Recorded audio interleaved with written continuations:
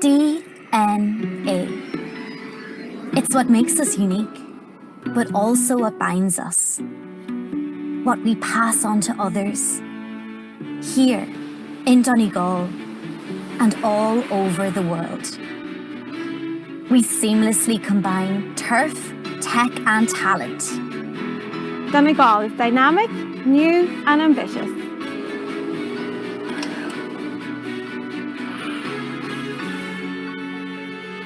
Our DNA connects our past and our future.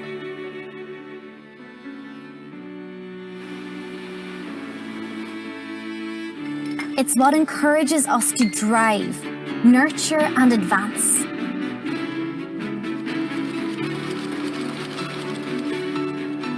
We have been in Donegal for 5 generations. We are educated, skilled and progressive. We are digital natives with aspiration. Our DNA is shared. It gives us a sense of belonging and connection. Is as dun an almud, tá sé go smur inning. We cherish our culture while embracing new adventure. We embody all that is great about our island. It's wild and inspiring. It helps us to express who we are. It all comes back to the same thing, that unique bond that's a part of everyone who is from here, lives here, visits here. It's Ireland's DNA. Tá sé go smur inning. It's in our DNA. It's Ireland's DNA. Donegal. It's in our DNA. Is as dun an almid, tá sé go smur inning.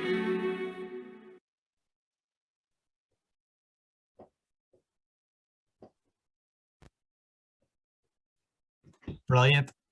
Well, after that wonderful video, I hope it's obvious where we will all be spending our summer holidays this year. Welcome to Causeway's Business of Sport event. My name is John McClarey. I've been involved in Causeway in some shape or form for the last 5 years, from committee to chair and now in an ambassadorial role. I have the absolute pleasure of overseeing proceedings today and very much looking forward to hearing from our fantastic speakers from the world of sport and Donegal, of course. The last Business of Sport event I chaired, I was lucky enough to share the stage with the Claret Jug on a podium that overlooked the Edinburgh Castle. Now I have a cup of coffee and I'm sat in a room with a child downstairs and a dog that could bark at any minute. So yeah, things have changed since then. I'd like to extend our thanks very much to our partners, Donegal Diaspora, for working with us on this event, and everybody at the Donegal Council. Very much looking forward to hearing from Joanne, Michael and Eileen very soon. Also, on behalf of everyone, thanks to Aoife, Megan and the entire Causeway committee for their support of today's event, and for making events like these possible for us throughout the pandemic and keeping us all connected. We are recording this session today, so hello to everybody who's watching the recording, and a massive welcome to you all here today. The breakouts represent a really good opportunity to make some new connections. I've met some brilliant people throughout lockdown in those sessions, so do make the most of those when they come up. Today we are looking at the impact of lockdown on sport and its future, and the outlook for Ireland and Scotland. Great to see some members from the world of sport here today, including Ben from Edinburgh Rugby, Sean from Celtic Foundation and Grace from Hibernian as well. Every sector of the economy has been impacted in some way by the pandemic. Arguably, the sports industry has suffered the most. It's an industry built around bringing people together, and we've had to find ways to adapt to the challenges we're all faced with. Today we'll have spotlight talks highlighting the Donegal links with Scotland and indeed around the world. And we've designed this session to be as interactive as possible. We'll be welcoming questions for our panel at the end. In addition to the 2 breakout networking discussions, just to allow attendees the opportunity to network, connect, and that's what we're all about here at Causeway. Absolutely thrilled to welcome our keynote guest speaker, Packie Bonner, who I'm sure for most of us will need absolutely no introduction at all.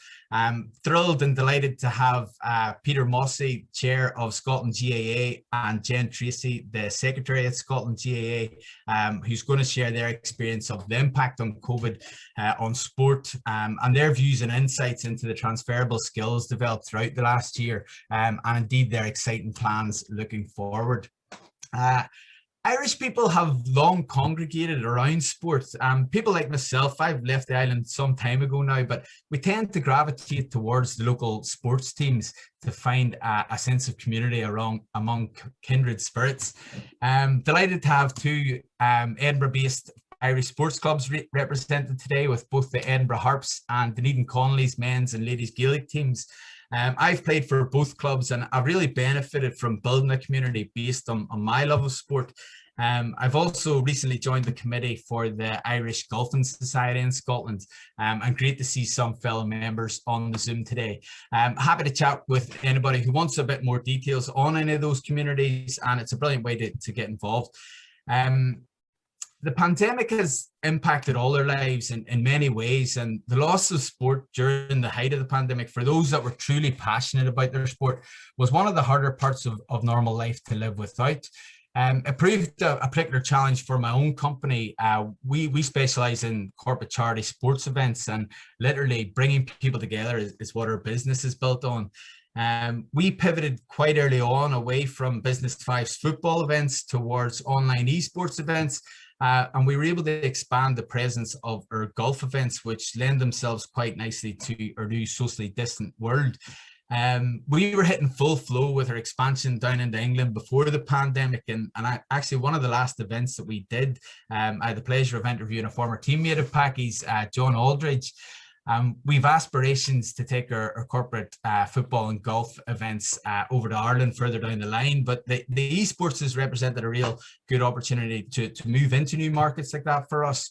And the transition to online events, it's been a steep learning curve, but a really enjoyable experience. Initially starting with FIFA events, we moved then laterally into Call of Duty, Warzone, Among Us, and Rocket League esports tournaments. And they've been really well received by our client base, and allowed us to move into new international markets and delivering international events for clients as far wide as Brazil, Miami, Sweden, Malaysia. And we wouldn't have done it otherwise, apart from the opportunity that presented itself throughout lockdown. The company was set up with the aim to create a positive impact and encourage corporate social responsibility. And I firmly believe that business and indeed sport should really be used as a force for good. We're really proud to be a socially conscious business with a company commitment to donating 10% of everything we do to charity. And it's allowed us to raise just shy of £200,000 for charities, and we're delighted to have continued to increase that amount throughout the pandemic as well. Crucial to the growth of my own company has been Causeway, both in expanding my personal network and raising the profile of what we do at Business Fives. Brilliant to see so many members here today and meet some new faces, of course, as well. For those that are new to the network, we're a not-for-profit organisation, and our main aim is to connect high-level Irish and Scottish business professionals across the Irish Sea. We deliver positive outcomes for our members through personal introductions, through small focused events like these, and indeed larger ceremonies like our annual awards night.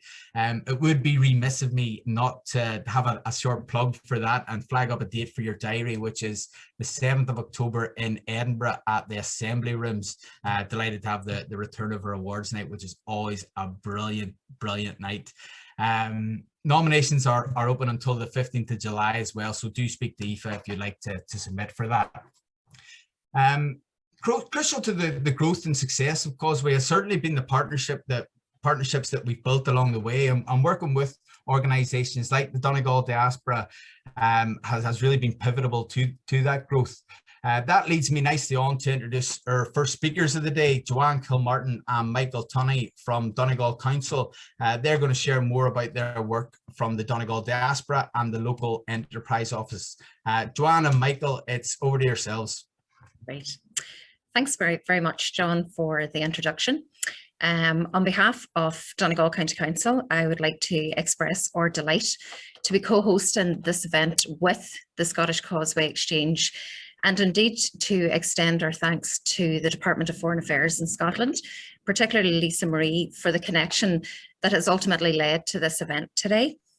So as you can see from our initial video, Donegal and Scottish people's lives have been intertwined for centuries, with strong cultural and familial bonds existing between many of our people. And the commonality between Donegal and Scotland covers a rich and shared history of sports, literature, poetry, song, engineering, and the seasonal migration of labourers between the two regions. So I'm the Donegal Diaspora Executive in the Council, and my role is to connect and engage with the Donegal Diaspora to nurture and to develop relationships that will create opportunities for social, cultural and economic activities for our diaspora and our county. So we in the Council have had a particular focus on connecting with our diaspora in the US over the last number of years, but we very quickly realised that we have a much larger diaspora closer to home. And our definition of the Donegal diaspora is one that's very broad and very inclusive, and it's made up of a diverse and dynamic group of individuals and communities connected to the county through whether citizenship, heritage, or just that special connection and affinity to the county. So just in terms of some of the stuff we've been doing in Scotland, we have established a network in Scotland through one of our Donegal ambassadors, Packie Bonner, and we also work closely with other key stakeholders such as the Department of Foreign Affairs to connect and reconnect with our diaspora. And we did have plans for a large-scale event in Glasgow, but unfortunately COVID put a halt to that, like so many other things. But it's still very much our ambition to host a Donegal Day in Scotland in the not too distant future, in line with ongoing public health guidance. We're also in the middle of a dedicated social media campaign to engage with our Donegal Diaspora in Scotland. So anybody that's interested in that can follow the Donegal Diaspora project on Facebook, Twitter, LinkedIn or Instagram. So Donegal is a very progressive county, again, as you can see in our initial video, and it's a very different county to the county that possibly many of your relations may have left from, with many supports in place for businesses that are thinking about setting up in the county. And we also have a very large digital hub network in the county from where you can work remotely and find that work-life balance that many city dwellers can only dream about. So really the message today is that we're here to support you. If you have a connection to Donegal or you'd like to learn more about Donegal, then please do stay in touch. You can sign up to the Donegal Diaspora mailing list and to a quarterly e-zine called Donegal Connections. That'll tell you all you need to know, all that's good about Donegal and its people on the Donegal Diaspora website at donegaldiaspora.ie. And we're really hopeful that, I suppose, the friendships and the partnerships that are developed through these types of events will continue to grow our connections between our two countries. So, and the image that you see behind me today is actually a view of the most scenic landing in the world. And it's a title that's been held by Donegal Airport for the last 2 years running. And just maybe to mention that hopefully, all being well with COVID, the Glasgow service will resume on July 19th by Logan Air. So without further ado, John, I will just hand over to Michael Tunney, who's the head of enterprise, and Michael's going to talk to you a little bit more about the supports in place for existing businesses and business startups in the county. Thanks very much. Thanks, Joanne, and thank you, John, as well for having us. Very briefly, I think there was a slide, but I can batter on without it if need be. Just, I suppose, a little bit of background. I mean, just to say that when you were talking there earlier on about GAA and playing sport and other, I was just thinking, actually, I've played club football in 6 different counties in Ireland, from Donegal down to Kerry, back to Leitrim and Galway and Dublin and Louth along the way, and also with your Connell Gales over in London in my time. And we won an intermediate championship in London this summer that Di and Charles were married. That's how I remember it. But it's a great way. It's like a lot of event sports. It's a great way of breaking down barriers and getting to know people. And I just tie that into what our role is as the first point of contact in Donegal for anybody thinking about starting a business in Donegal or any existing business. Our role there is to engage with that person or that promoter, advise, direct, and if need be, if we can't deal with them directly, point them to the right person. And that kind of ties in as well what we're trying to do, as Joanne was saying there, around our diaspora. Our diaspora, our fundamentals of our diaspora strategy in Donegal is to create opportunities for our diaspora and for us to respond to those opportunities, but also to create opportunities back in Donegal, which our diaspora can tie into. So that's also tying into enterprise as well as culture and community development. We have a key role in Donegal about just promoting the county, entrepreneurship within the county and into the county. So we work with national schools, second level schools, third level. We do a lot of work around local case studies, people who are doing well. But we still have a challenge in Donegal. We're just completing a 10-year strategic enterprise plan, and that has highlighted some very significant challenges for the county when it comes to enterprise. We're way down there as regards sort of value added compared to any other county, GDP compared to any other county, disposable income compared to any other county. So we have significant challenges and just trying to raise, I suppose, the ambition of enterprises within the county and more people to get into business. Because I was just reading through a draft of that document earlier on this today, and even the number of people that have their own business in Donegal it's about 30% lower than the national average, people who actually have their own businesses. So we've been at it for 30 years, and obviously we haven't cracked the nut yet. Tied into that, obviously, then is the whole area of capability development of businesses, primarily owner managers, and trying to get her or his skills raised, and particularly around the national agenda here is to get more business now to be more resilient, to get them to look at opportunities overseas. So exporting innovation, those are the things that are in there along with the whole green agenda. So it's about trying to provide them with opportunities to learn both from each other, and we have a number of sort of peer learning networks that we operate, but also the whole area just of one-to-one mentoring, consultancy, and group programs. Obviously then for startups and expansions, we provide a small suite of financial supports, direct grant aid, covering 50% of eligible costs. And these are all available on the local enterprise office website. And I just mentioned that a strategic enterprise development plan that we're currently working on, because critical thing to highlight there is that I suppose identifies 6 key areas that recommends that Donegal should focus on in the coming 10 years.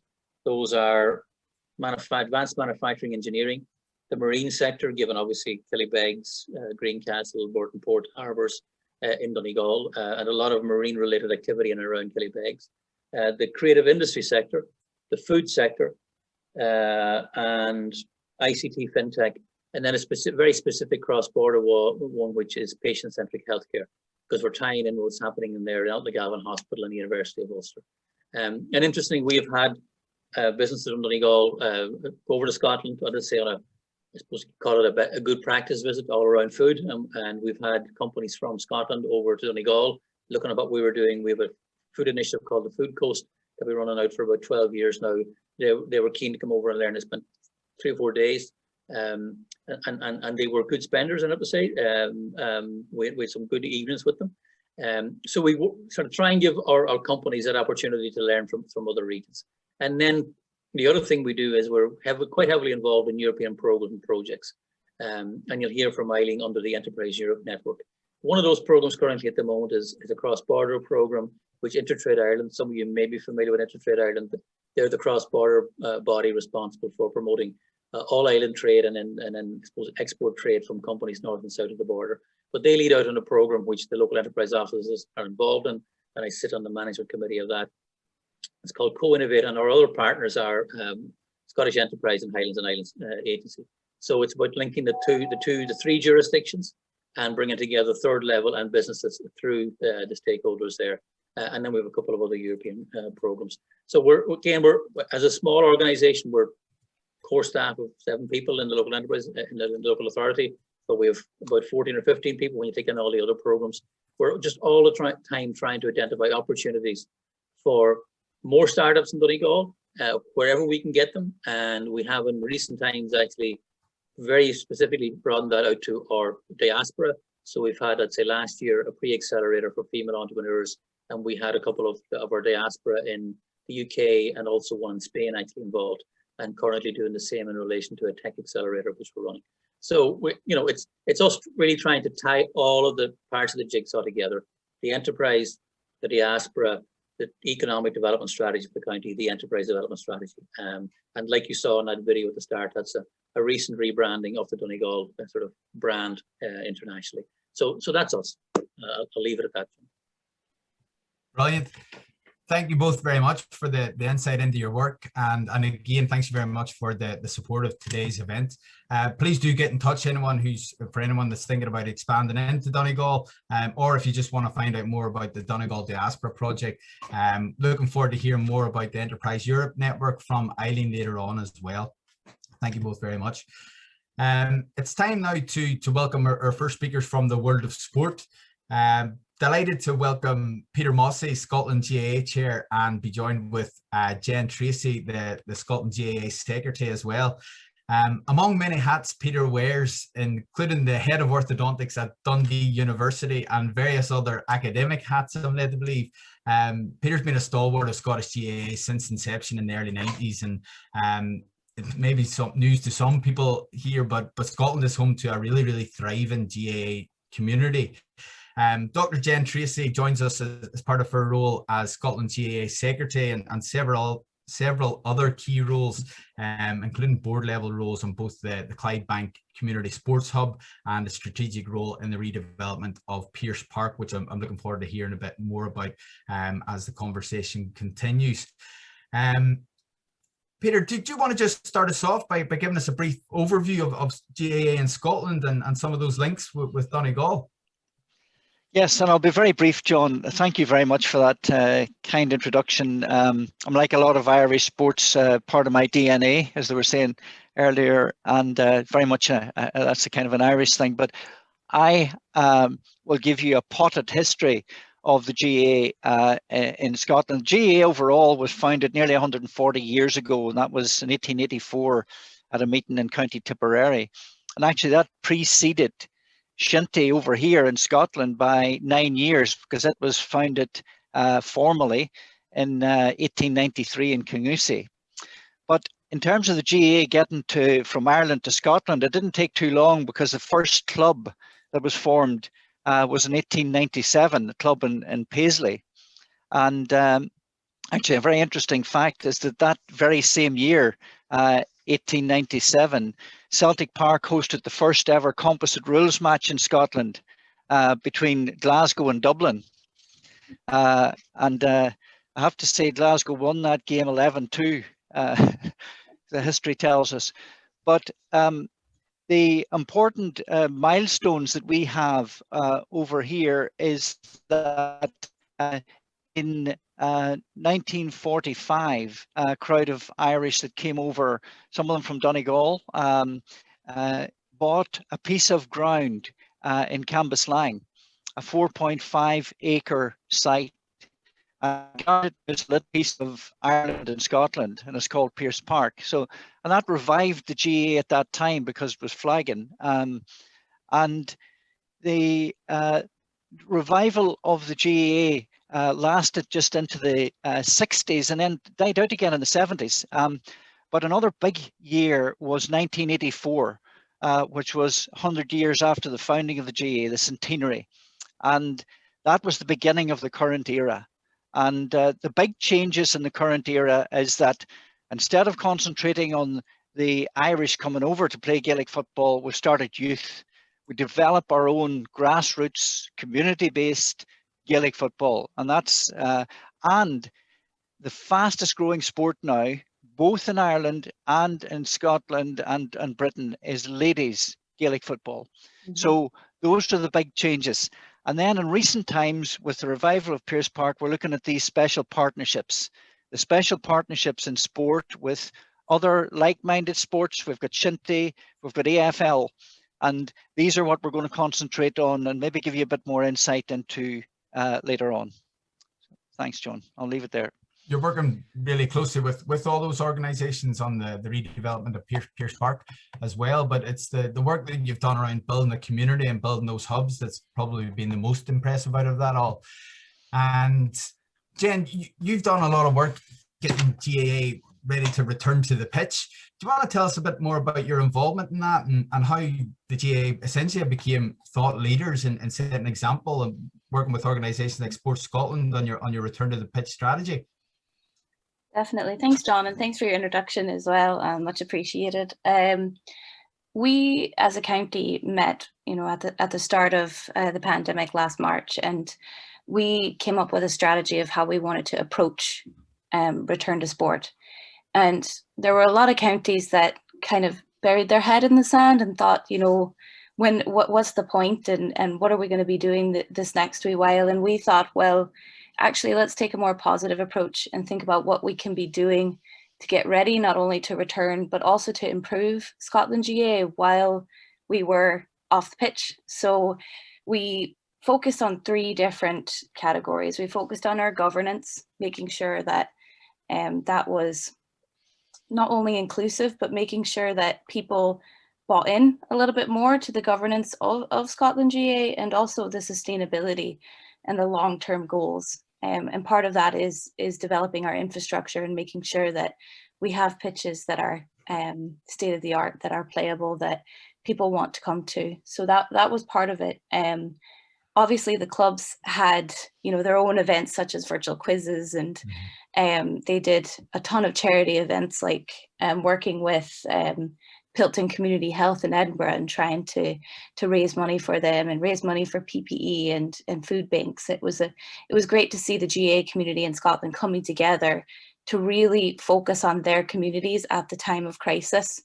And that was a huge highlight for us last year, is seeing that and seeing those GAA clubs get that closer connection with their communities. But as far as the county board, we decided that we would reinvigorate the plans for Pierce Park. The history of that is long, and I know that Peter would have a lot more to say detail-wise on the history of Pierce Park, and some of you probably have even played there or been there for several games like Donegal in Dublin and in the 90s. But for us, it was about how do we approach this as a COVID recovery project, to again reinvigorate the GAA as soon as we're hopefully on the other side, at the light at the end of the tunnel.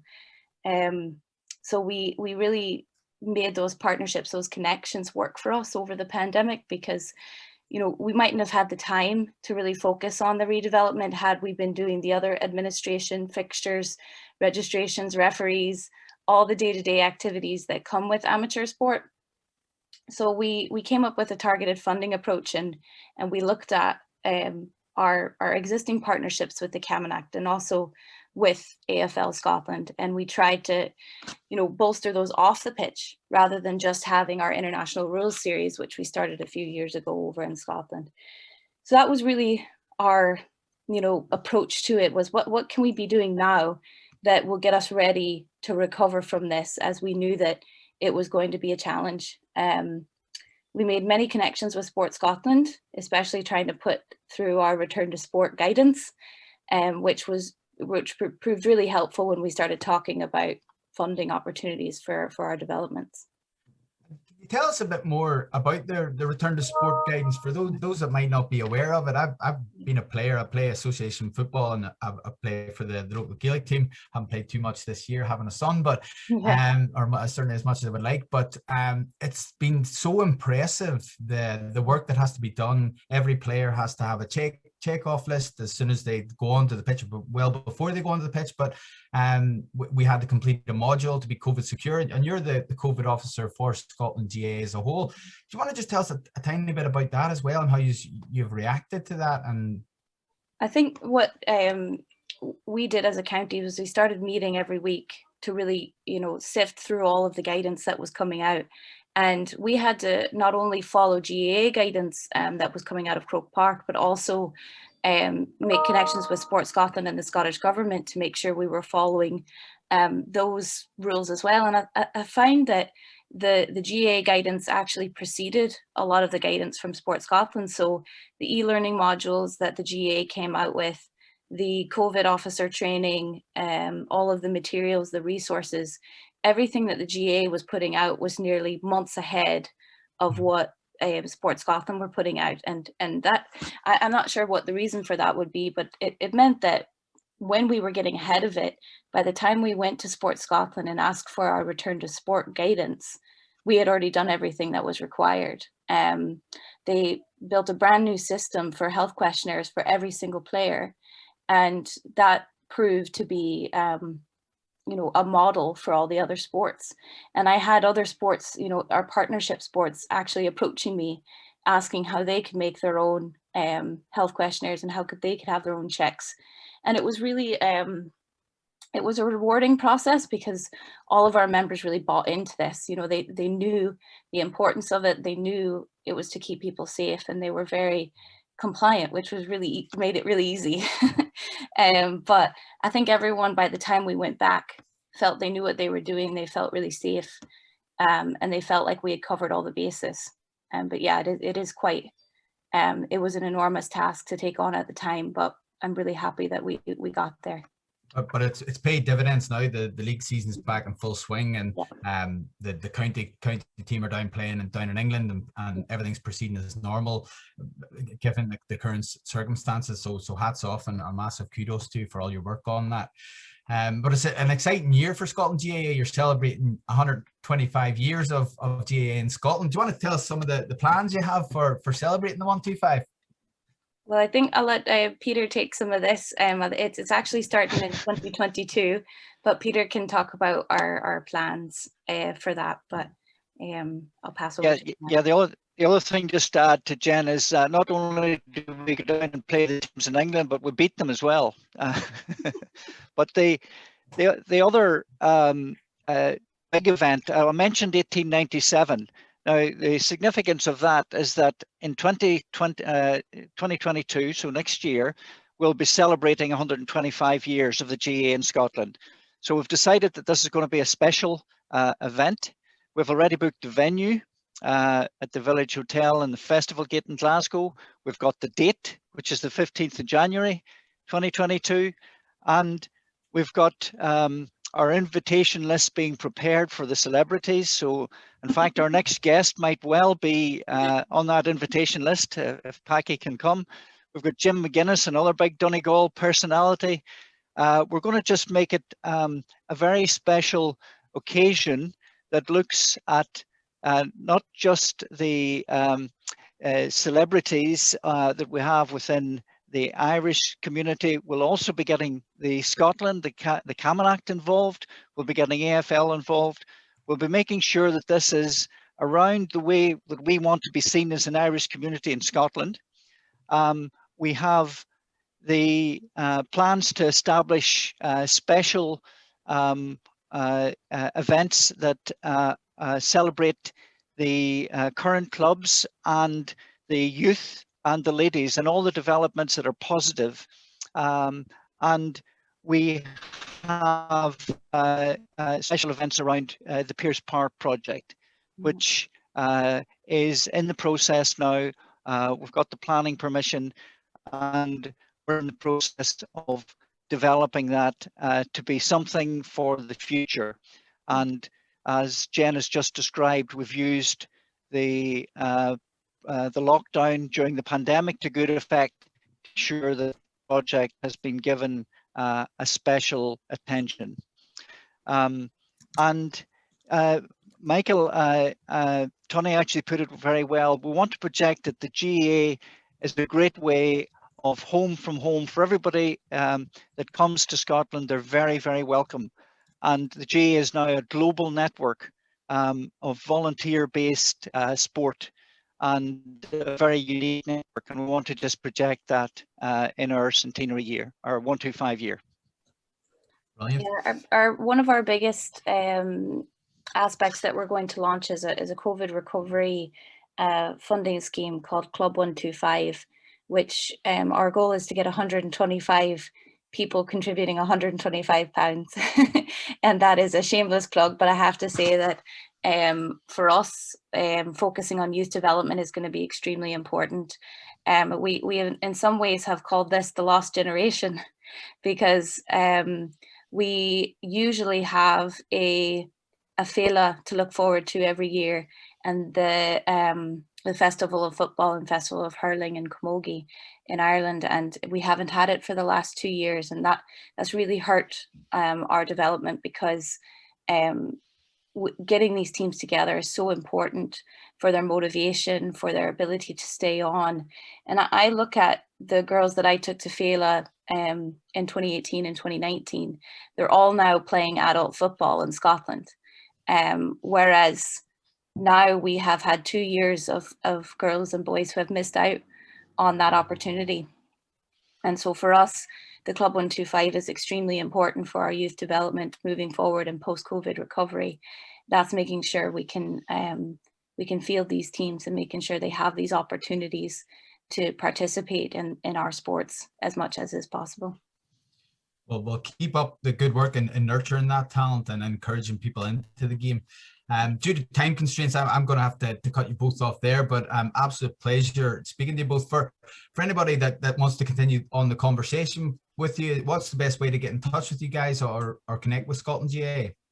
The best way is just an email address, or Facebook or Twitter. So it's secretary.scotland@gaa.ie, and I'll put that in the chat as well. I'll put both Peter and I's contact details, and anybody's welcome to contact us about Pearse Park development or any other aspects they would like to. Brilliant, because I know there's a lot of commercial opportunities around that as well, so I'm sure you'd like to hear from anybody in that. But thank you both very much for your time. That leads us nicely on to the first of our breakout rooms today. And as a starter, we have some networking discussion topics for you. Introductions and what brought you all here today. And one thing we'd like you to share with everybody is your favorite sporting memory. And the third and final one for that is, what is your experience or key transferable skills that you could take from the pitch into the boardroom? But we're going to break you off now for the next 10 minutes in groups of 5, and we'll look forward to welcoming you back here very soon.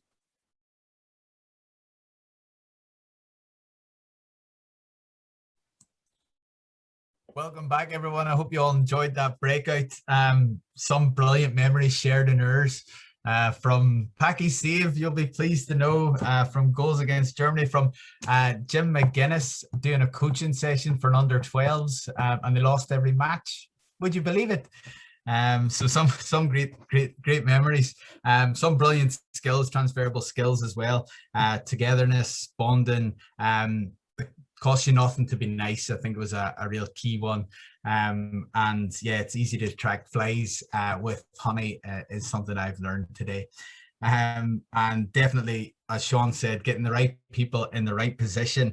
There's no point having a goalkeeper playing on the wing, which leads us absolutely lovely on to welcoming our guest speaker for today, Mr. Packie Bonner. Welcome, Packie.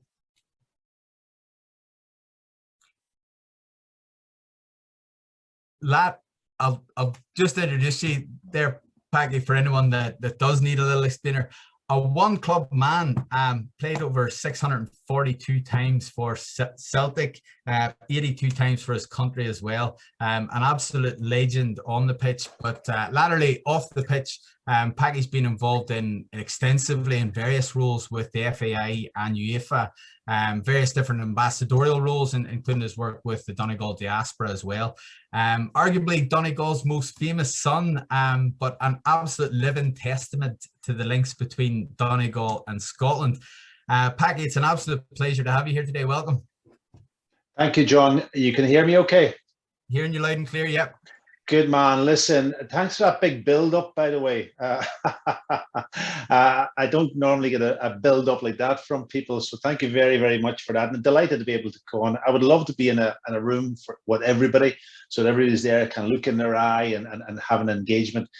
We're all zoomed out at the moment, aren't we? And that's the big issue from our perspective. But it's changed times and we have to learn from it and adapt. That would be the message, you know. That's correct. I didn't want to tell you about the introduction as well, knowing how humble you are, Packie. But do you want to just start us off and share a bit about your journey and yeah, just tell us a bit about your story. Yeah, well, I suppose that little caption I have up beside my photograph there probably it comes from a friend of mine who we spoke a lot about culture and me coming from Scotland or from Donegal over to Scotland. And you know, when you're in Donegal, I'm away from the northwest of Ireland, away down in a little town called a village called Burton Port, and just about a mile outside in a townland called Clough-Class. And when you look out, you see Arnmore Island, and then the next part is America. And when you come from that part, we're probably a little bit different culture than what the Dunlow ones 5 miles up the road are. So culture can very much positively define. And I look back in my youth and say, well, that was the thing that helped almost instill my beliefs and values and everything. My parents, we had my mum and dad, and I had a twin brother and 5 sisters. And I grew up there for 18 years. But then I was on the bus. I was on the bus over to Scotland, and I had to open up my mind and open up myself coming from that part into a city. And that was a huge, huge part for me. If you go to the next slide, I suppose it kind of maybe presents a bit of a journey. And we're all on that journey, John. Some of us were born in a lot of people in the room here maybe were born in Scotland. I don't know. Some of them maybe other parts of Ireland. And where has the journey got us? I'm 60. I won't say, well, 61 years old this year, and that's at that time. That time passes very, very quickly. And I kind of was sketching this out one day about, you know, coming from Burton Port, coming from Cajun National School in that direction, being signed with Jock Steen and Sean Fallon and getting the opportunity, playing with Cage Rovers before I left and having an opportunity. And what I've got to say to you is giving people the opportunity is a huge thing in their life. And if any of the people on the call today as leaders and they're there, giving that person the opportunity and helping them develop is a critical part. And we definitely have issues around COVID. We can talk about it. But I had an opportunity in Caju, a gentleman who actually was born with no legs. He drove a taxi, a guy called Miles McCall. He set up our under-16 team, the first competitive football we had in Caju. And from there, very quickly, 2 years later, I was over in Celtic. I went to Leicester City and then Celtic. Without that opportunity, I wouldn't have been. Now, I might have went on and played Gaelic football, and I can commend Jennifer and Peter and all the work that they're doing with the J over here. Fantastic to hear that story. And I played with Donegal Gaelic also before I left. But the journey is an incredible thing. There's barriers we hit also along the way, John. And I think there's challenges and those barriers. And as a Donegal person, as a man coming from the northwest of Donegal, my background would be very much as an introvert type of person. And again, I don't know what the group you have, whether they're extrovert, introvert, or so on. And if they've done their personal profiling and found out what their strengths and weaknesses are. I only did it because I went back to college and went through a process. I didn't really know who I was, but I found along that journey what made me tick. I was very much an introvert. I've learned how to deal with that. And my definition of being an introvert, by the way, coming from Donegal, is that your energy goes down and down. Like you can play in front of 60,000 people in World Cups in 1994. You can play with Celtic in big games against Juventus and against Ajax and cup finals and so on. But your energy is draining from you. And the point is, you have to find a safe place to build your energy back up. I hope that, I don't know if that reflects with people or so on, but that was the journey. So I had to deal with all of that along that journey. And those challenges that are placed in front of you, sometimes if you don't take them on, you can hide behind them. So you have to find a way around those barriers and challenges and drive yourself on. And it has to come from the person themselves. Yes, the support mechanisms around it needs to be there. And you need a bit of luck also on the way. That's for sure. And if you don't have the luck, so the journey, everybody's got a different journey and it's not over. You keep going and you keep learning as the days go on. And I have got to say, John, coming to this country was an unbelievable step for me.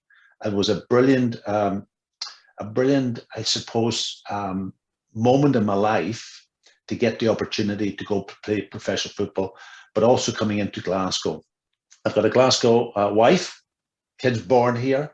I've had a brilliant 44 years over here in this country, but it's so connected with Donegal and the people in this city that I've met along the way. Has been an incredible experience. And I'm glad I didn't go to Leicester City. I'm glad I didn't go down to England where the money was, put it that way. It was a chance friendly when you were playing with Stoke that got you scouted after all that as well, which is it's amazing how that changes your journey then. Yes. But you're a walking testament to both Donegal and to Glasgow itself. But you've mentioned some of the challenges there, none more so than what we've kind of currently been faced with in the world of COVID. And people on the Zoom call and people and professionals in general, we're so used to working in high pressure environments. You learned a lot about that playing in front of 60,000 people as a goalkeeper, as a last line of defense. But what lessons can business leaders and professionals take from the world of elite level sport? I could try the next slide up. I don't know which one it is, but yeah, I suppose getting into that zone. I suppose the first thing I want to say about the COVID situation is that we've all suffered, in the world of professional football, as we know, and we all know around Celtic and how they've suffered this year. And it's been a tough time, but there's also been great learning from it. And, we're all on Zoom today. Yes, there's things we don't like about Zoom. We don't get that kind of almost social bond that we like to have as people, but we also can use it from an organizational point and so on. One of the big learnings in sport that I suppose from a professional point of view, and talking to all of the top managers, and I'm lucky to be in that position because I work with UEFA and we meet them every so often and chat and do education, is that they feel that they've got actually closer to the professional player, if that makes sense. While you would feel probably, how do you get them closer in a time of COVID? They actually had to set up systems and processes so that all of the players could train, and the coaches had to help them with smaller groups, with individual work and so on. And in that basis, they got to know the person much better. They got to know how they take their family, what's the issues around it, and all of those relationships that I think is a critical factor in almost motivating people. And it's not now in the world that we live in about telling people what to do. Yes, teamwork is hugely important, but the individual within the team is critical, and they're all different. They all operate slightly different. So how to communicate effectively with the individual has been a big thing. I spoke to David Moyes about it recently, and David says that's one of the benefits that he's had, because normally a manager, head coach tries he has to deal with a big group. If you take West Ham, there's probably about 360 people working in West Ham where he is. There's probably a squad of maybe 28 players, professional. Then you've got all the youth squads. Then you've got a staff, probably about 30 people, all looking to be managed and all. How do you do that in the normal circumstances? You stay away from them, but you lead with a vision, you lead with this and that. But how do you get really in to know somebody and make them feel part of it? And that's been a real benefit from it. The slide I have up here in front of me, if you want to look at the slide, is if I now talk about the player themselves, how does that player get into that performance zone and stay in the performance zone? And from that perspective, you get into a program, you have a development program going on, a personal development program that you're working through, and a team collective program, but the self-development program. You have to challenge yourself. So if you're in the zone and you stay in a one program all of the time, you almost get bored and you drop out of the zone. That's a kind of a natural occurrence, so you have to adapt. But what you really have to do is pressurize yourself. And if I look back to my own career, I used to work in 6-week blocks, and it was very simple then, and it wasn't a sports science, but it actually fitted lovely in with an international campaign. So I would play a game over in Ireland, I would come back, and then I would have about probably maybe 4 to 6 weeks of work at club level. But my focus was always the international. I had a goal at the end of it to go and out, whether that was in gym work, whether that was out in the pitch, so it was a performance-led thing. but I had to pressure as myself. And then you get almost go beyond the zone.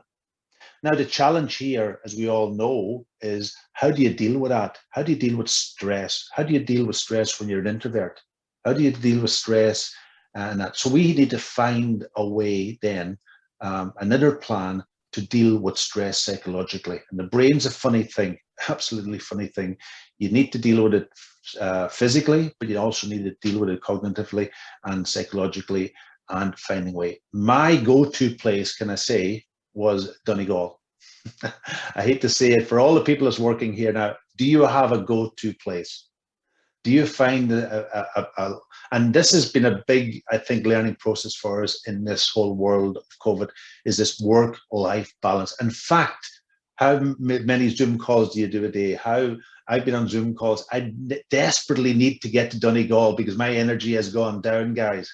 I need to find that place. Maybe it's going out on a bike. Maybe it's going to the hills of Scotland.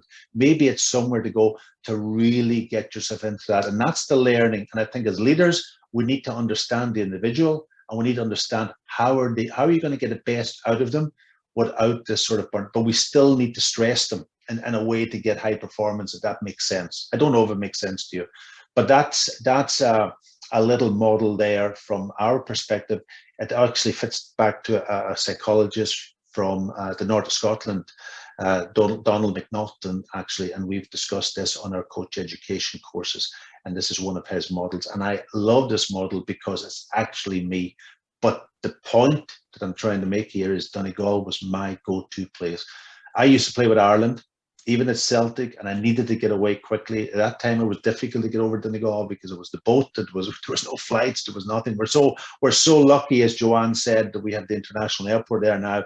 45 minutes over to Donegal. My word, I would be going over to Donegal now if I was in a normal place of work, even for a holiday, and I can work from there to get that life balance going for me. But I used to, when Jack Charlton gave 2 days off with the Irish team, where did I go? I didn't go to the pub with the rest of the boys for a pint and a bit of a relaxation. I headed off to Donegal because I wanted to walk the beaches. I wanted to go fishing. I wanted to just get on my own to build my energy up. And I did that before the Euros in 1988 and in the World Cup in 1990 when we were building up to it. And maybe that helped. I didn't get there when we went to USA in 94. And maybe that was the reason why I made the big mistakes out there. So there you are. So that's the model of performance that I think a lot of athletes would talk about. Stress, dealing with stress, but always keeping yourself in the zone. I think that's a brilliant takeaway for us all. Find a place that builds your energy back up. You put it very eloquently. I love that. And what would you kind of define then, if you could single any out as the key elements to successful performance, then being in that kind of state for however many years that you did? Yeah, well, listen, we've talked on that little breakout room about a team. You're part of a team.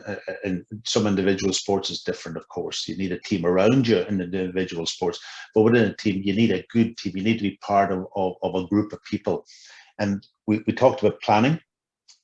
Planning is a funny thing, actually. We do a lot of planning. I was a very organized person, and when I went into the dressing room at Celtic, if my jersey wasn't hanging up on the right peg, or my boots weren't done from the night before, if somebody made things, I used to get stressed out with it because I needed to be planned.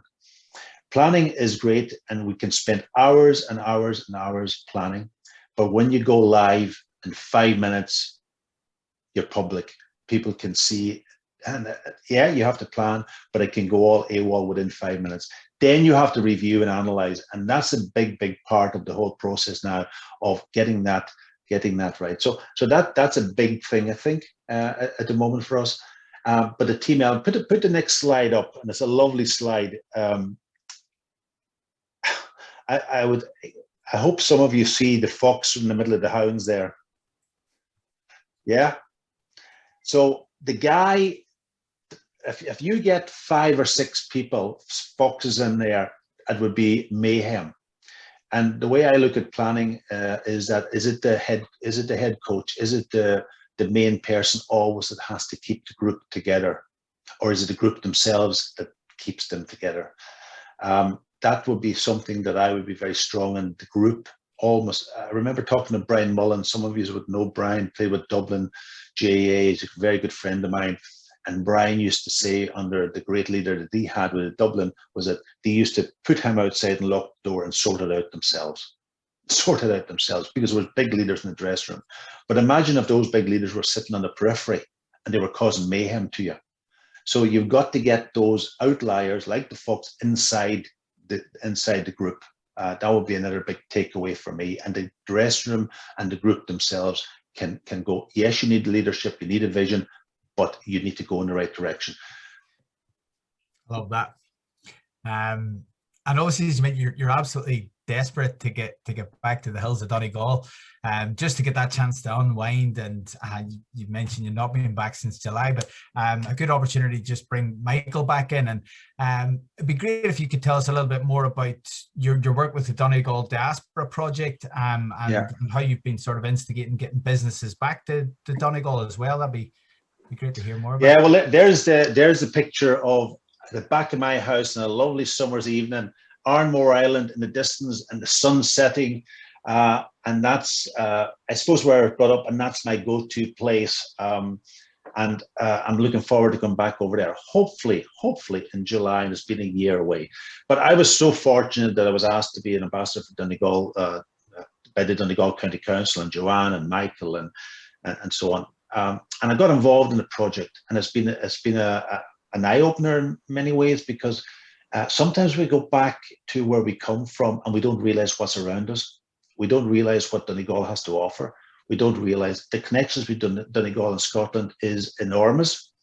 And I am very fortunate that they've asked me to try to bring a lot of the networks, like the JA is a huge network in Glasgow, but we have the Irish dance, and we have the language, we have the business community, Causeway, all of these networks is out there. And sometimes, and one of the big disappointments, I suppose, over the years has been we've never had a central spot to bring all them together. We didn't have we had an Irish centre, but it closed down very quickly.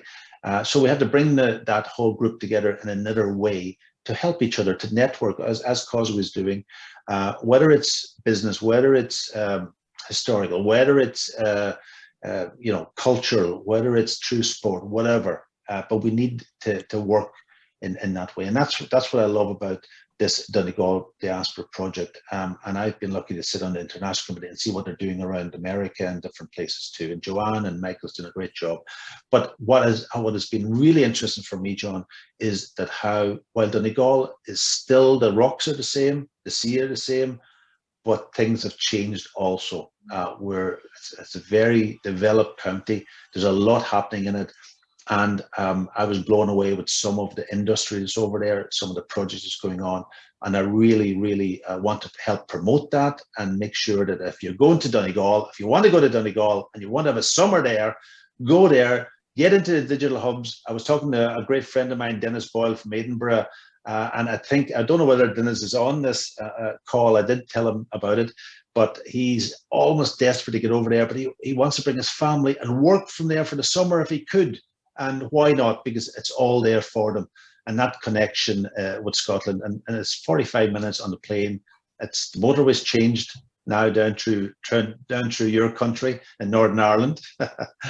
Much better transport, and all of that's going for it. So yeah, for me, it's a brilliant situation to be involved, living in Scotland, involved with the Donegal Diaspora project, promoting Donegal. And I think there's a real opportunity there for anybody that wants to be involved in it.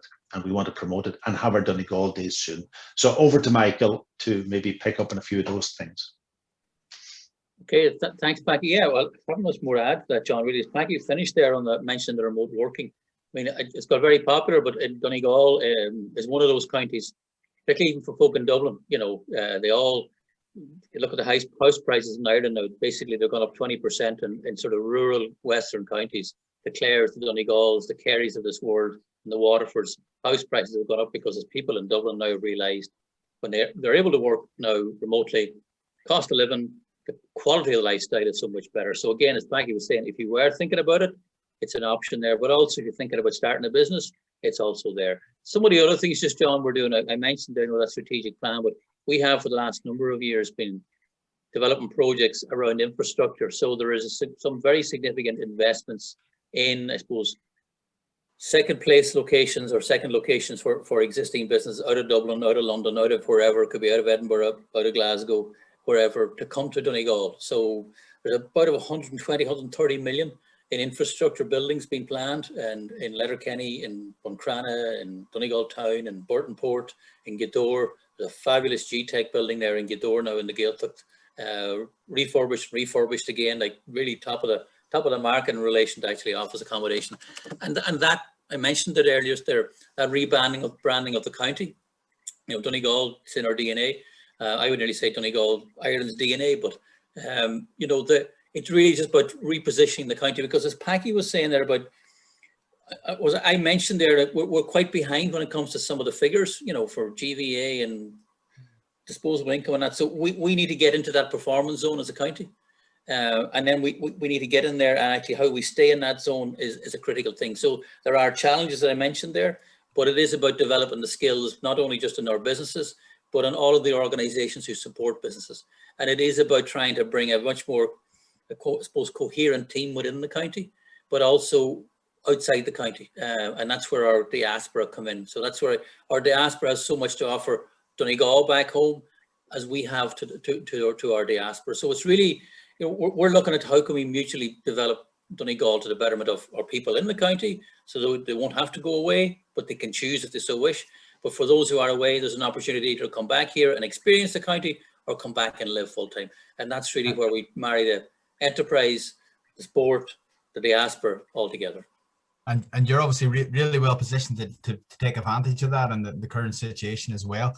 And look, I'm sure everybody will need absolutely no more reason to go and visit Donegal and get back there as well.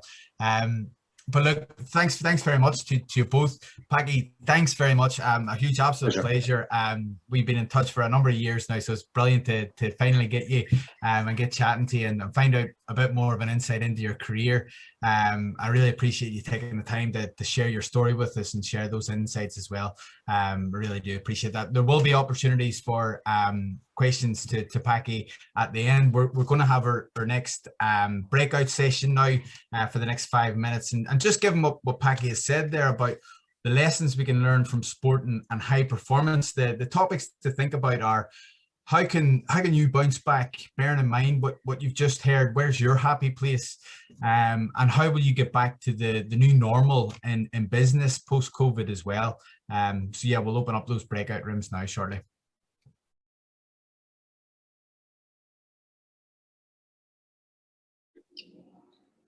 Welcome back. Just waiting for everyone else to join. There's nothing worse than when someone gets cut off with something profound just about to be said. Is that you, David? Take it to the floor. That was anything profound. You were listening. I'm so sorry that we get cut off there. I was just going to say the same, David. That was a very quick few minutes when you get talking. Peter Mossey was describing him jumping in midfield as his go-to, as his visualization of catching the ball. And just as he was saying that, I just cut him off like that there. It was very unfortunate for Peter, yeah. Well, look, good to hear that the chat was in full flow. That's the full point of those breakout sessions. I always find them really, really enjoyable. Before we do open the floor to questions, I'd love to invite Eileen Kelly. We heard some earlier about the Enterprise Europe Network and the work that they're doing with Scottish Enterprise and the Highlands and Islands Enterprise as well. So I'd like to invite Eileen just to come along. She's the coordinator, of the project from the... Release, John. John, I'm mute. John. You're on mute, John. Sorry, folks. Eileen is the Enterprise Europe Network Coordinator, and she's going to share how they support SMEs in both Ireland and Scotland with their partners there. Hi, everyone. Thanks very much for the lovely introduction, John. Good evening, and thank you all for being here today. What a challenge to follow Packie. I can certainly relate to the introvert that he's described there, because I discovered that about myself in the last year and a half. And behind me, you'll see my favourite Wild Atlantic getaway beach at Ballyhiernan Bay in Fanad, where I spend many's an evening and weekend walking, building up my energy, just like Packie mentioned there. So as John said, I'm based in the local enterprise office in Donegal County Council, and I work with Joanne and Michael. I have the great privilege as the National Coordinator for Enterprise Europe Network Services of working with all the county councils and the local enterprise offices in Ireland. I'm delighted to meet and work with so many international colleagues in my job. And in your case, these partners are Scottish Enterprise in Glasgow and the Highland Council in Inverness. And also in Northern Ireland, I work with Innovate UK Edge, who were known as Invest Northern Ireland until recently. So you might be wondering, what could EEN do for you and your business? Well, firstly, it gives you access to a network of over 600 offices in 68 different countries. So along with the 27 EU countries, EEN services are a gateway to 41 other markets all over the world who have trade agreements with Europe. We do this through a number of methods that you'll see on the screen, which I'll explain briefly now. International partnership supports. These include access to Ireland's Europe's largest database of opportunities, which hosts offers and requests in both business and technology sectors, together with opportunities to join research and development consortia internationally. You can use the database to source or supply products or services internationally. And just today I checked that there's 5,830 opportunities there. We also organise and partner with others to run brokerage events and company missions, which have adapted well to the virtual world that we're now operating in.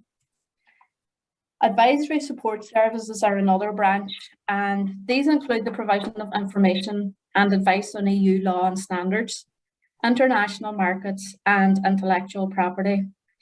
Clients in the past have used the network to get information on local markets they're exploring, or maybe they're doing a project proposal for a region. We have access as well to 17 specialist sector groups within the network, and they cover most areas. Examples are aeronautics and space, agri-food, creative industries, ICT, and marine industry and services, to name but a few. And then finally, we do the innovation support, and we provide information there to high-tech startups on access to finance, funding, innovation management services, and technology transfer. So EEN is about facilitating contacts between agencies and between businesses with the objective of assisting firms access and develop new opportunities.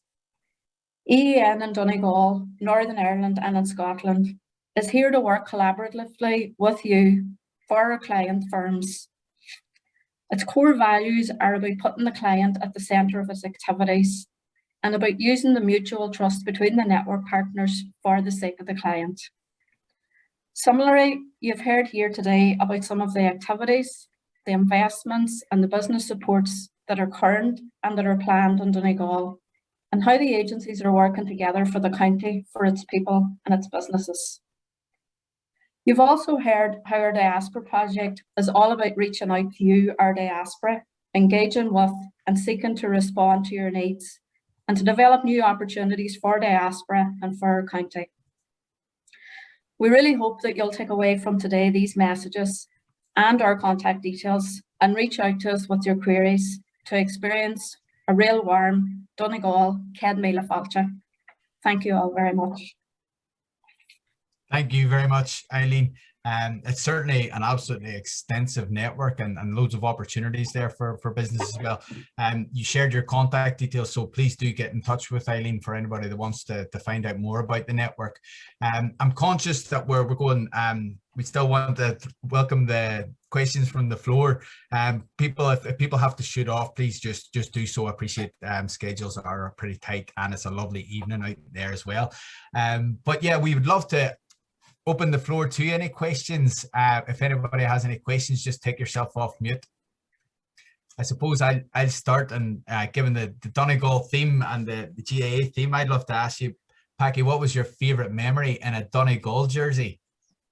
I was lucky actually because I think the year before I left, I was only probably just turned 17, 18. I played with the minor team, the under 21, and the senior team all in the 1 year.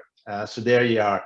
I must tell you a great story of playing. Sean O'Donnell was the manager of Donegal at the time, and while we were in the senior team, we were also in the minor team. So we were going up to play the championship, and he decided to put us in because he thought he had a really good minor team that we would play the championship in as we were young in the minor team. But we travelled up with the senior guys from Dunlow around there, guys like Jim Brennan, Eugene Shark, all that. And we arrived up at the hotel in Cavan. And the first thing they said was, and I think things have changed under Jim McGuinness. And I think it's also, Peter will say, and Jenn will say that it has definitely changed. But the first thing was, in for the big meal and get wired in was the thing. Eat as much as you can. T-bone steak, prawn cocktail, all of these things that I didn't see as a young man down in Donegal. And we went in, and I'm sure maybe the lads might have had a pint of Guinness along the way too. That was the preparation in those days. But we had a decent team, good team. But I can tell you that it was not a good result the following day. It caught up on us, but I loved it. Listen, I played with good players, and the likes of Martin Carney was in the team at the time. From people know Martin, who's a big commentator in the JA at the moment.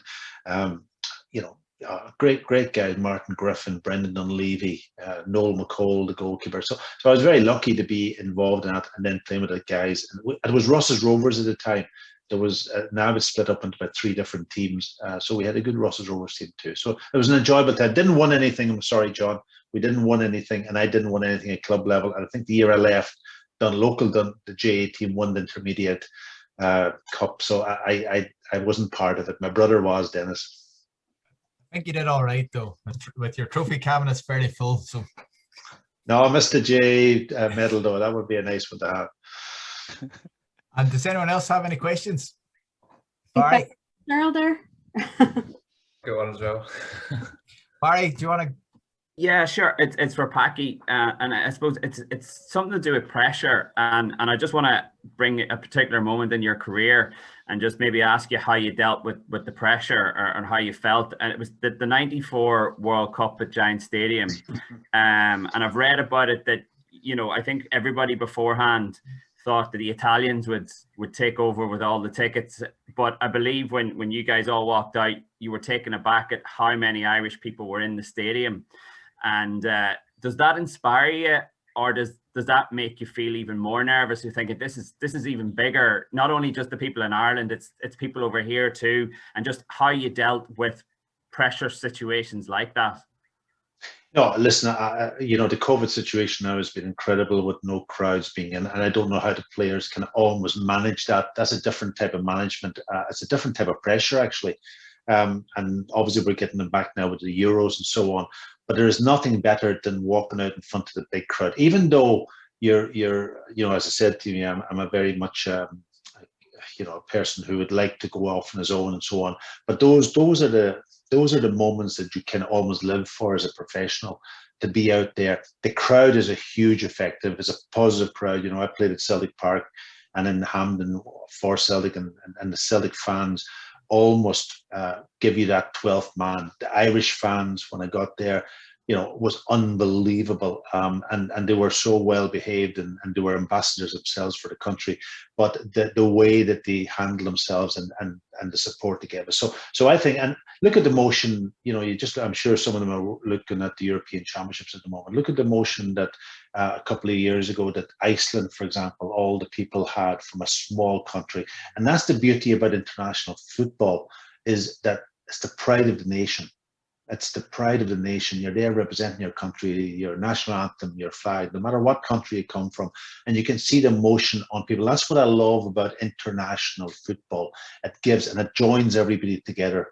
Now, there's a lot of pressure involved in it, absolutely. And no doubt about that. And pressure is something, as I said, you've got to be able to manage and deal with. One of the things, nerves, and we all get nervous. And I learned a great lesson from the great Danny McGrain.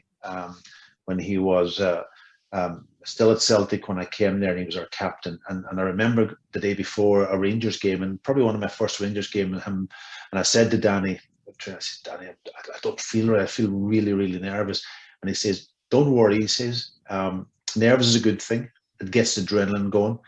But he says the problem with if you're over nervous, then your energy drops off very quickly.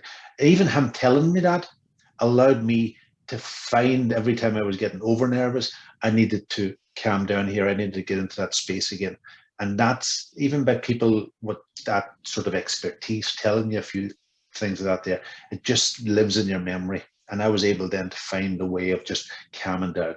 I was also maybe a wee bit more religious than I am now in those days, and I went to church and used it a little bit selfishly also, to be honest, because I thought that was a thing that was going to make me play better or not, you know, maybe my growing up. So you need ways. Other people have different things just to keep the handle pressure and handle it, but it's not a bad thing. Pressure too. I love that. Get the mass. It'll sort you out. It's a nice feeling when you come out. We'll come to Patrick next, and Ben, I'm aware you have your hand up, and Chris, you want to ask a question as well. Thanks, Jonathan. Packie, I've told you on a number of occasions where I was on that day when you saved the penalty in Italy, and you're very patient. You do listen. Do people still ask you, and do you ever get fed up of answering? Oh, listen, it's still a topic, especially when big tournaments or anniversaries come around or something out there, or you're out somewhere in Ireland, especially, not so much here, I suppose, but people have their memories. And I love it, actually. Everybody's got, and I know you've mentioned to me many times what you were doing and where you were. And it is, and I keep saying this, and I love it. It's the same with the great Lisbon Lions or whoever played and the big teams that won something for their fans. It lives with them forever, and people remember. The fans remember the moment. They remember, and emotion is the thing that captures it. So I think also when you're in business and you can try to get something emotive attached to your sales or whatever it is, something that's going to capture them, that's going to stick in their memory. They will remember it. Us Irish are great storytellers, and we love a bit of banter and so on. If you go and I go back to culture. You know, I'm very lucky to travel around Europe doing education, and I'm going in with coaches from Russia and from the Balkan countries and so on, and they all love this kind of social Irish thing where you can put your arm around them and have a chat with them. Maybe during COVID that's gone a little bit, but even going for a drink, sitting down, having a meal, just building that and creating some emotion around the thing. I think you have to have that, and go back to that moment. The emotion's there for everybody to see, and it lives with you for the rest of your days. Absolutely, and that's the key element to it. I love that. Ben? Yeah, thanks, John. We've talked a couple of times today about COVID and lockdown and technology and the adoption of technology and the good things that's brought. At Edinburgh Rugby, we've had to take everything online to interact with our fans and create content to interact with our fans. We've seen social media make players more accessible than they've ever been before, but unfortunately, we've also seen some of the dark side of that as well. And my question, Packie, for you is quite simply, how do you think you and your teammates of that era would have coped if social media was as available as it is now? Definitely, we would not have coped. And I can tell you a lot of stories and reasons why we couldn't have coped. I think it was a better world without it, but I think it's there. We have to deal with it. It's parcel of it. And I know now we need to have a real education around it for everybody. It's a difficult one. What I hate about social media, I'll be honest with you, is that when you say something, it's almost put into a different context. And then anybody can comment on it without them telling you who they are. It's an amazing situation but it's virtual. It goes around the world within 2 seconds. That I suppose from a business perspective, that's the beauty of it, but it can be very damaging also. So it's trying to find the balance and trying to find the right medium for your social interaction. Young players, think about these young players. They're 21, they're 22, 23-year-old. Think about your own family and where they are, and they're so social network now, and they're into it. All the kids are into it, but do they know how to manage it? And that's the big piece I think we've got to get right as leaders, and we need expertise around that also. You know, we wouldn't have, you know, I'm on Twitter and so on. I'm not overactive in it in any way, shape or form. I like putting up pictures of Donegal and telling people where I am, that's for sure. And it can be very positive from that perspective. You know, Joanne puts up a lot of stuff and we get it out there. But so there's good parts to it, but there's certainly difficult parts. But it's part of life and we have to manage it somehow. And it is just about managing the positives and the negatives out of it, as it is. But would have loved to have seen some of them viral videos from back in the day. Chris, I'll let you come off mute. Hi there, brilliant event, by the way. Just congratulations on pulling it all together. It's been great and really insightful. My question was to Packie. Something that's kind of always been interesting for me, but that of mindset and how you might have one football player who's technically better than another player, but the person with the better mind frame or the ability to get over negatives in their career potentially can go further. How important do you think the whole mindset and development of a player's mindset is in getting to the top? I think it's crucial. I think it's the most important ingredient. Yes, you need to have a technical ability in the modern world anyway that we live in. Yes, you need to have you know, the physical part of it has got to be right. And now with sports science, that really shouldn't be an excuse. To be honest, you can't get away with it, and you should be able to plan that whole physical development. From the tactical part of it, I think that's probably the biggest part, alongside the cognitive side, because you know, young players now, you know, you can't tell them anymore. You've got to get them to buy into their own development, and I think that's a critical part. And that's about communication. That's about asking the right questions at the right time to bring it out of them. They need a little bit of direction, but it's about almost facilitating the process. But the mind is the critical factor in all of this. And I always put it down to bouncing back from, for example, a goalkeeper. And that's why a goalkeeper needs to be very much a kind of a level playing field all the time. It can't be up there or down there or whether you never survive. So you have to find that happy medium. Don't get too high, don't get too low, and try to park a mistake. You know, we have different routines of saying you make a mistake, you park it, you leave it there, and then you have to deal with it to get it out of your mind to replace it with something more positive. And that comes through probably training and so on. And it is difficult. It's a difficult process, and everybody's different. That's the other issue around it. One of the things that I should have said when I was talking earlier, and I did say it when we were in a breakout group, is this whole thing about positive visualization. I used to do a lot of that. We had a lot of time because we were full-time pros.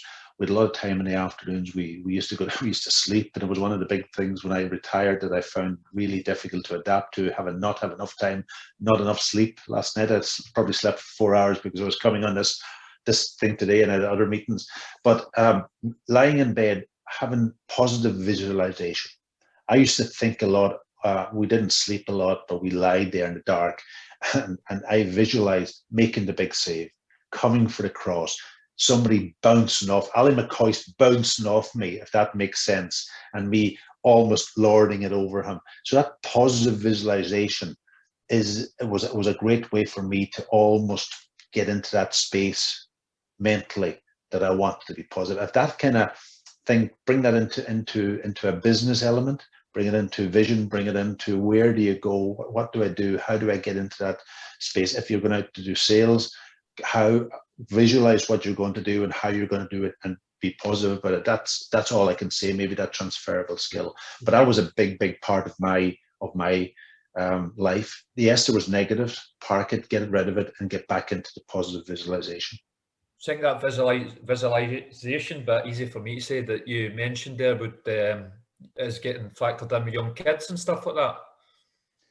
Yeah. Listen, I don't coach young kids anymore, but I know some of the guys that I coached. Young Shay Given, for example, was a young man when I got him. He was very, very positive. Everything was positive with Shay. You know, he had a big personality, but he listened. That was the other thing about Shay. He took a lot of information in, which is again another part of development. You're almost developing young people now to be more knowledgeable, understanding, and the only way you can do that is by, again, critical question and getting them to think about their own development and taking charge of their own development. So maybe positive visualization for them would be better than negative, that's for sure. Thank you. And look, before we wrap up, we've got another final question from Lisa Marie from the consulate. Hi all, thanks. Hello Lisa, how are you? Good to see you. Good to see you all, and thanks so much Joanne and Aoife and Bridget from Causeway for hosting this event. It's been fantastic, bringing together both Donegal and Scotland and two great topics, business and sport. I've been fascinated to hear but from Packie, from everything you've said, especially on the lessons learned bit, because I think over the last year and a half we have learned so much about ourselves as individuals and as organisations from COVID. And I think one of the questions I'd like to put to Jenn and Peter on the Scotland GA front is what, I mean, I've seen you over the last year and a half and I've seen everything you've done on the mental health side, on connecting with the community. And it's been fantastic to watch you grow as an organisation through COVID, and then to learn today about kind of how forward thinking you were and the strategic vision you had as well during that time. So if you could share the biggest lesson that you learned as an organisation to share with both other sporting organisations or businesses or groups that you've learned from that, from the last period, or even just maybe something that you do different as an organisation now because of COVID, a method of working that you took on during the last year and a half that you're now going to take forward as part of your day-to-day work. That'd be my question for you guys. You want me to take that, Peter, or do you want to? Yeah, you go first. You go first. I have a couple of wee things to add at the end. Sure. I think the biggest takeaway is to embrace some of the change. I think if you get bogged down in the change and are afraid of it, then that's when possibly it can weigh you down. So for us, we really embraced the virtual meeting, and it's been the most positive aspect of moving our county forward, because it's increased our participation tenfold. People can join the meeting who now would have never been able to. People in Aberdeen, people in Dundee, people in Edinburgh, people in Glasgow who would have never been able to make an in-person meeting. And we've kind of got it down really slick now. You know, we're much better with timings, we're much better with interaction, we're much better with inclusivity. At this point, we have all these different officers that want to contribute now, and I think there was a comment in one of the breakout rooms about putting the right people in the right positions, and I think now it's become easier for people to be involved because of the virtual aspects. So we do have the right people in the right positions at the minute, and that's what's been able to make sure we can take forward all of these plans that we have in place, is we have the right people in the right positions, and it's because we've given that opportunity to be a part of it that they wouldn't have had before. And just to add, Lisa Marie, that I entirely support what Jenn has said, how it's been so positive. And as chairman of a county board, there's nothing so dispiriting as going into a room when there's only 2 or 3 people there.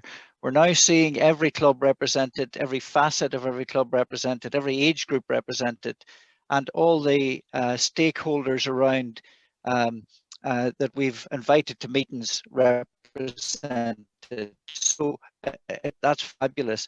The other thing I was going to say, and it's kind of related, is, and Packie referred to it earlier, is this missing element in Glasgow, where there's such a massive Irish diaspora but no Irish centre. And the whole thing that we're looking at now in Pearse Park is the integration of culture and sport. And the aspect that we have that nobody else in the world, the GAA world, has, a sister sport where there's an international held every year. And we're able to feed off that and make sure that in the future we can be seen as an international sporting venue for Shinty Hurling Internationals, but also for Australian rules, which is also uniquely aligned to the GAA through the the connections with Australia, because in Irish Gaelic football, if you want to play an international, you can't play it within Ireland because we'd won the World Cups ourselves, of course, but we get a great challenge and a great kick out of playing against a professional sport in Australia, where those guys in Australian rules and the Aussie rules think they're hard men until they play the Irish. And Packie just referred to one other thing. As we were breaking out of the breakout room, I was rising high at midfield to catch a ball. That was my positive visualization. I think to Peter, the partnerships that we've been able to foster during this time have been completely invaluable. I think being able to attend an event such as this, whereas I have a small child and work responsibilities, and so attending an event in person like this would have been nearly impossible previously. So finding and being able to be in the breakout rooms, and I think myself and Eileen kind of agreed with the fact that it becomes a much less intimidating place when you have the groups of 4, groups of 5. You're able to share and able to have some meaningful discussions, and I think we're definitely going to take those concepts into our meetings in the future. You can have a death by Zoom, definitely, but I think for us, having the once a month catch up with everyone and being able to see people's faces that we would have never seen before is really embracing that change has been our biggest lesson. Definitely. A shining example of running a Zoom meeting has been Causeway, and those breakout rooms have been fantastic. But you've definitely evolved as an organisation in Scotland GAA, and hats off to you for setting such a brilliant example throughout it all. Tom, you kindly requested one final question, and I'm going to let you into that. Everybody seems to be happy enough, but we'll wrap up after that. Thank you very much. No, it's just a chance for Packie kind of to clear up actually what is a bit of an urban myth around Leeds, where I'm from. That very sadly actually has become told a lot more over the last few months, and it's just obviously as part of Big Jack's team. I was wondering if he could confirm the story that Jack used to pay for all his pints by cheque, in the knowledge that no one else would have cashed him. Absolutely. When you're a leader like Jack, you have to go down that road. No, listen, Jack would get a free pint anywhere, and we miss him now. He's gone, like Big Billy gone. And these were great characters. They were great parts of our upbringing, I suppose, in many ways. And from that perspective, can I say to you, my relationship with both of them were just as unique people. I was very privileged to be part of their story, be part of their life, and can I just tell you one lovely story about Billy McNeil and myself? I had a unique relationship with Billy from that, and with Jack, but Billy in particular. We used to probably have a few arguments along the way, as we would do, him being a centre half and me being a goalkeeper. And when he was suffering with his Alzheimer's in the latter days, some of the boys went to take him out for a cup of coffee, and I would have been along, but I was abroad this particular day, and they took him out, and he couldn't speak, and he was in a wheelchair, and they were telling stories, Frank McAvenny and so on and so forth, great stories. And suddenly at the end they were leaving, and Andy Walker said to me, he says, listen, Big Packie was supposed to come today but couldn't come, and he looked up at him and he said, Big Packie, hopeless. So I kind of summed up my relationship with Billy at times, but he had a sense of humor also, which is, I love when people like that there. So why not? If Billy was over in Ireland, he would have got free pints again as also, there's no doubt about it. Very good. Well, look, just to formally close up, I'd like to thank you all for your interaction and for being involved today. An absolute huge thanks to Donegal Diaspora for working with us on the event. As I mentioned at the start, a huge thanks to Aoife and the team at Causeway for all their support of the event and for keeping these going. They've been a real brilliant thing to have throughout lockdown. Thanks very much to your speakers, the entire Donegal Council team, to Jenn and Peter for Scotland GAA. Thanks very much for sharing your stories. And of course, Packie, it's been an absolute pleasure. As I said at the start, final thing for me to shout out is Causeway membership is a really positive thing for any organization. It's a chance to open your network and make some connections. So please do get in touch with anybody. Would be happy to have a chat with you. And just to flag up that date again, it's the 7th of October at the Assembly Rooms in Edinburgh. Nominations are open for what is promising to be an amazing night. It's usually a messy night, but it's usually a brilliant night. So yeah, there's plenty of awards to go after there for it. But look, thank you all very much. It's been a pleasure. Thank you. Thank you, John. Take care, folks. Thanks very much, everybody. Good. Thank you.